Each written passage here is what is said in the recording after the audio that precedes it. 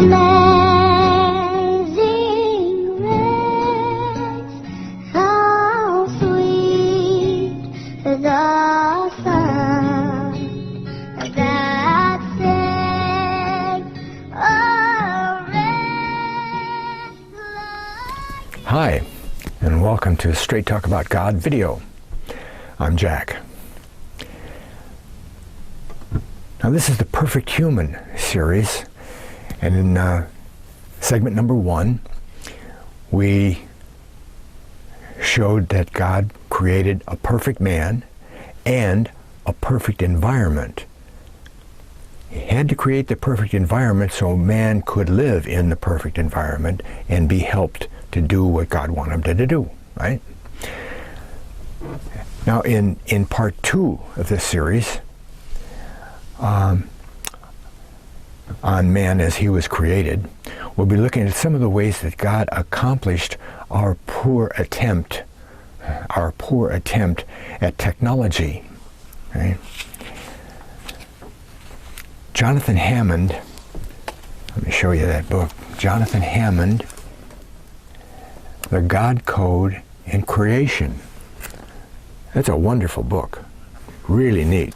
It's got wonderful graphics, nice graphics and stuff on. Really, really neat book. I'd suggest that you get it. The chapter on man is only one chapter. The main thing about the book is God's coded number schemes in everything in creation. Everything. Okay? Well, today, we're going to take one of the sections that Hammond outlines as far as our technology is concerned. Okay? We're going to look at health, what it was like to be Adam. Okay? He had 12 different areas to cover, and we'll get to those. We'll get to those next time. But we're not going to do all of them, just a few. But today we're going to deal with health. But before we get to health, I want to read this small paragraph on aura. Aura, we all have an aura, right? People all around the world can read a person's aura. We do have it. Our cells emanate energy, right? Okay. See, we all have an aura, but we only run at about 5%. 5%. That's about all we know, Adam ran at 100. All right? Okay, aura. For God to have created man in his image, man as well as woman must have been glorious and removed from the rest of creation as day is from night.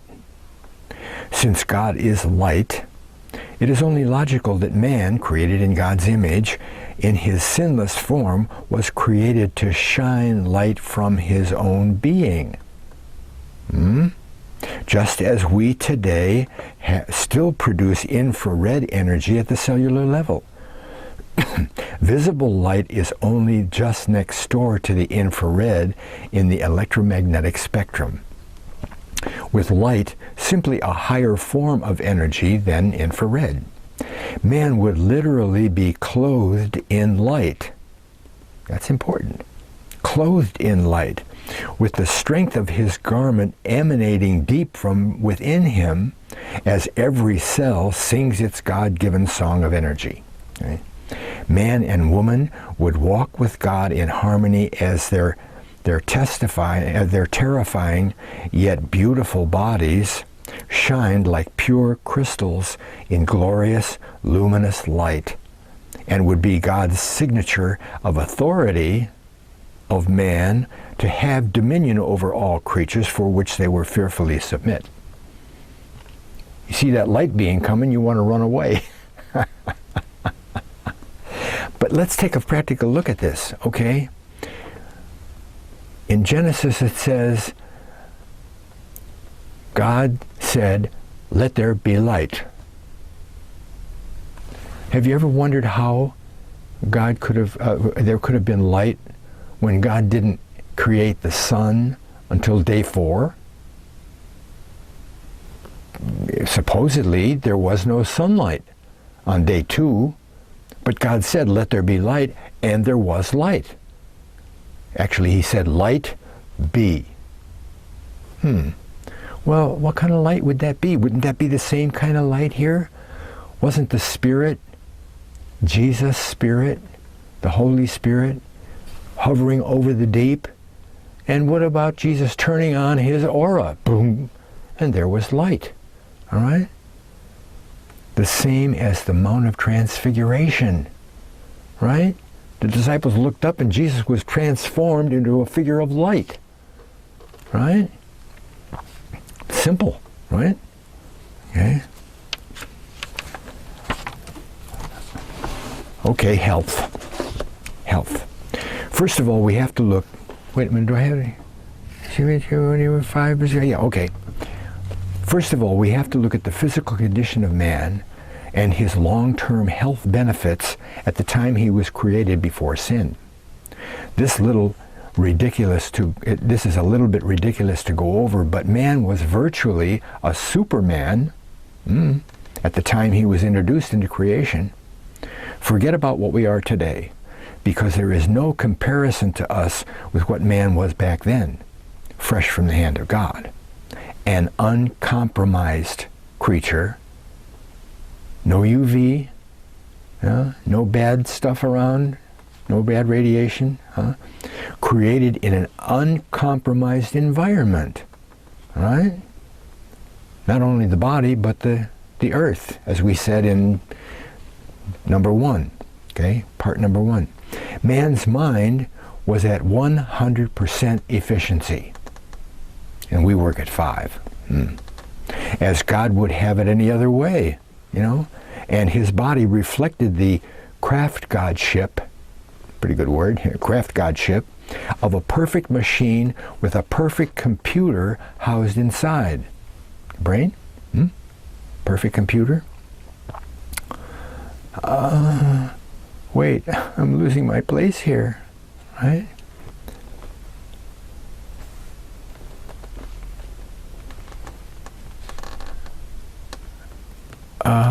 God created a perfect environment, functioned harmoniously with the man doing the handiwork of God. Because of the atmosphere was under 32 pounds per square inch pressure, remember we talked about that last time, because of the canopy, all right, and the magnetic field and the heavy atmosphere was 32 pounds per square inch. Man had all the oxygen he needed for respiratory exchange, healing of soreness and wounds, and the virtual elimination of all virus diseases exposed in the pressurized air. Okay. The oxygen in the air, the water within his lungs, and dissolved in his blood or tissues would be so high, the amount of oxygen would be so high and rich as to prevent any type of disease from ever getting a foothold. His immune system would be very aggressive thanks to the atmospheric pressure, uncompromised genetic function, pure light emanating from him, and the filtered sunlight. There just virtually was nothing to compromise him, right? And with no pollution, toxins, or sources of radiation, right? Man would benefit from a pure water source, highly nutritious food source as well. Okay? His youthful physical condition would constantly be initiated on a daily basis, thanks to the aggressive DNA instruction, which was yet uncompromised by sin. See, that's kind of the theory, and we might touch on that later on. Something happened when they ate the fruit, right? This is a physical, actual thing. It wasn't some mental transformation. It was physical. So you might say that, well, the fruit contains some kind of an enzyme or a special little protein that affected Adam's physical attributes. Because all of a sudden, what did he tell God? He said, well, we were ashamed because we were naked.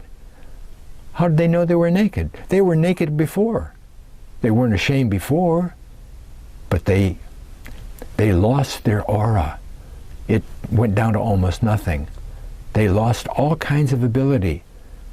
It was diminished way down to like our 5%, right? They couldn't fly anymore. Couldn't throw lightning bolts. You know, they couldn't be, well, maybe they were a little bit telepathic. You know, some of that was left over. But all of those abilities, they lost them due to the eating whatever it was in the tree, right? Where am I here? No person in man. He's youthful, constantly DNA instruction, uncompromised. The incredible enhancing environment probably accounted for man's being anywhere from 8 to 12 feet tall. And we talked about that last time. You look up all the fossils that are around from before the flood, and they're all huge. Bears 12 feet tall, you know, 700 or 800 pounds and whatever. Okay, men same way. Okay, a 12-foot woman. Whoa, you know, not like giants that we see today. Okay, some 7 or 8 foot person. They hardly even, they don't have a good long lifespan or anything. They're not real healthy, you know, because they're an anomaly. They weren't built. We aren't built, and our environment isn't built to stand that kind of a growth. It's not good, but not back then, not with the canopy.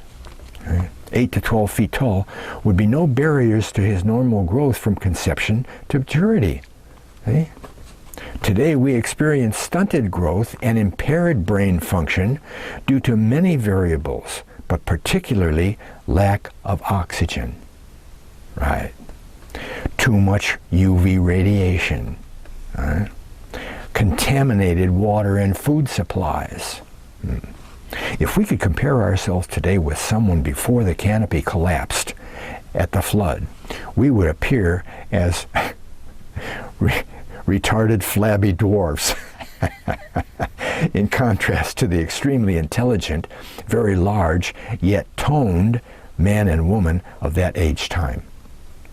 Also, if we were to compare our feeble selves to man before sin, there would really be no comparison of ourselves today, 70 years of life, when we consider the potential of an eternal creature, man, directly linked and interfaced with the Almighty. Right? I mean, it's implied that every day Adam got to talk with God in the cool of the evening, remember? Huh? God showed up and said, "Where are you, Adam?" You know, Adam didn't call him. They had a lot of communication back and forth, right? Besides the tree of life, you know. Another effect that man experienced in that age, even after sin introduced, after he lost most of his power, was that he would still live 900 years on average. He lost his powers, but see, and healed incredibly fast due to the still functional environment. You see, when Adam and Eve ate the fruit, the environment didn't change, the canopy didn't go away, you know, the oxygen being forced through their skin at 32 pounds per square inch didn't go away, okay? Okay, back to Adam before sin. Any physical or mechanical damage to his body would quickly heal and regenerate the tissue structure of the damaged area, thanks to the purity of God's design and love toward man to minimize his suffering and to accelerate his recovery in order to fulfill God-given purpose with a fully functional body. Makes perfect sense, doesn't it? Huh? Heal quick so you can get on with God's work, having dominion over the earth, okay? Before sin. There would be no need for hospitals or clinics, as a majority of mishaps would never occur, thanks to God's design of the environment back then, right? You couldn't get electrocuted because there was no electricity in the power grid, right? Couldn't get run over by a bus. The environment back then versus our dangerous society of technology and crime that we have today. Right? Serious health problems could be managed by others utilizing direct contact with the injured to help boost cellular activity to repair the body's condition. Laying on of hands, healing. Don't we know that that's a true thing? Even though there are a lot of charlatans out there, blowing people down with their breath, whatever, And if any serious situation ever arose, then the Lord himself would be on hand should it be necessary, right? God was in constant contact with these people. You break a leg, done. Great. But God would have endowed man with the awareness to keep him safe and sound to help minimize accidents as such. So healthy and strong would man be during his vigorous activity that he would run all day and not get tired. Whoa. How? Thanks to the efficient conversion of food to energy, number one. How? By pressurized oxygen. Nothing happens without oxygen, does it? You can't heal. You can't turn your food into energy. Huh? Can't. Blood doesn't circulate. Nothing happens unless you have oxygen, right? And the pressurized oxygen metabolized with the energy without damaging, only had to normally breathe lots of oxygen, remember? Perfect conditions, he only had to breathe 1 breath per minute. 1 breath per minute. Well, every breath that Adam took at 32 pounds per square inch had 4 times the oxygen in it than the breath that we take in today, Okay. And his heart rate was only about 4 or 5 beats per minute. Okay. This was due to the blood gas being highly saturated with up to 4 times the oxygen at 32 pounds per square inch that our hemoglobin today could normally carry at 14.7 pounds per square inch. Okay.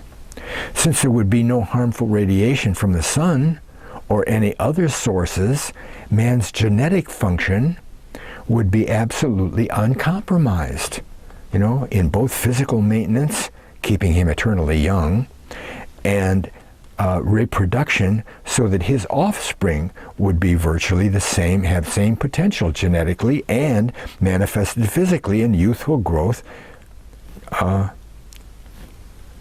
to maturity. Right?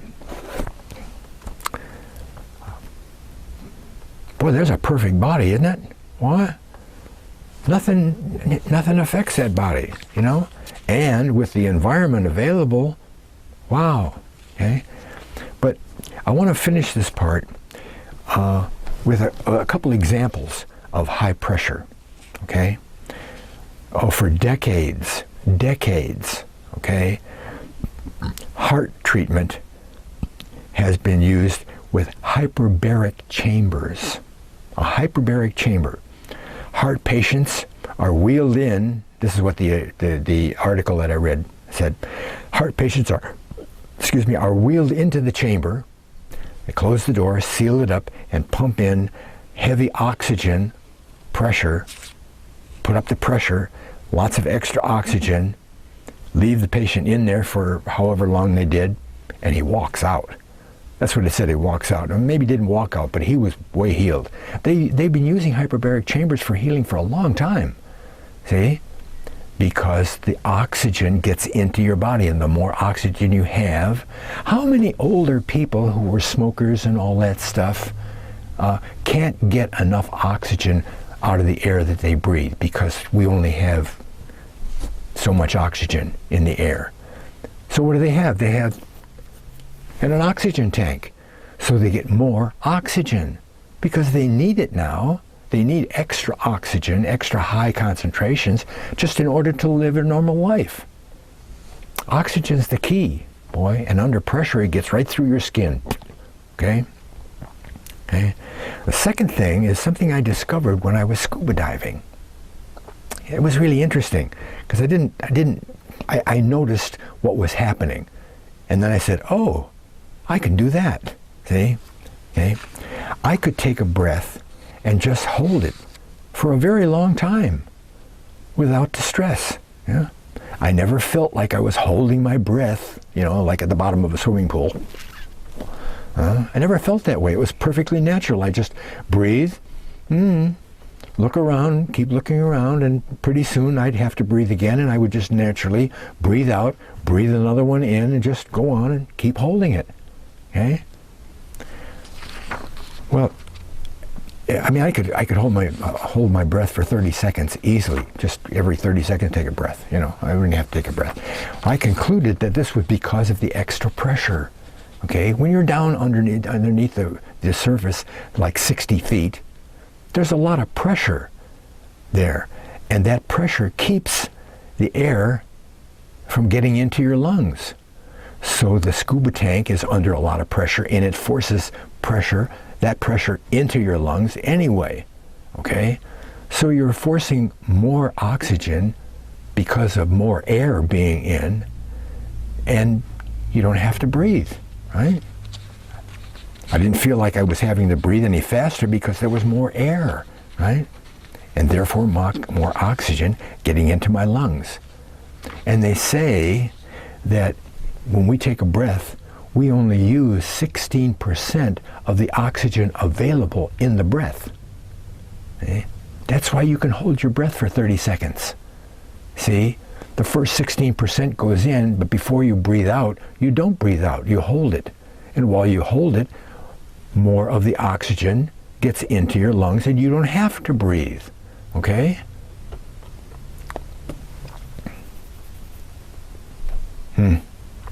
Well,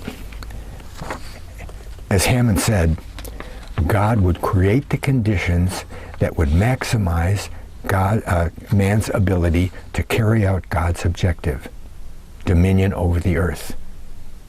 And having a perfect body like that was necessary, wasn't it? And a perfect environment. Now next time, we're going to look at communication and hair. Hair is wonderful stuff, boy. And no, I never heard anybody talk about hair, okay? Except, oh, she's got nice hair. Oh, he's got nice hair. Oh, look at that long hair. How come only people have hair? Animals don't have hair, they have fur. How come people have hair in the first place? Well, what good is it, huh? It's not for decoration. God didn't do stuff for decoration. He did stuff and it was beautiful, but it had a definite purpose. Hair. You're going to love hair. It's really good. Okay, thanks a lot for watching. God bless.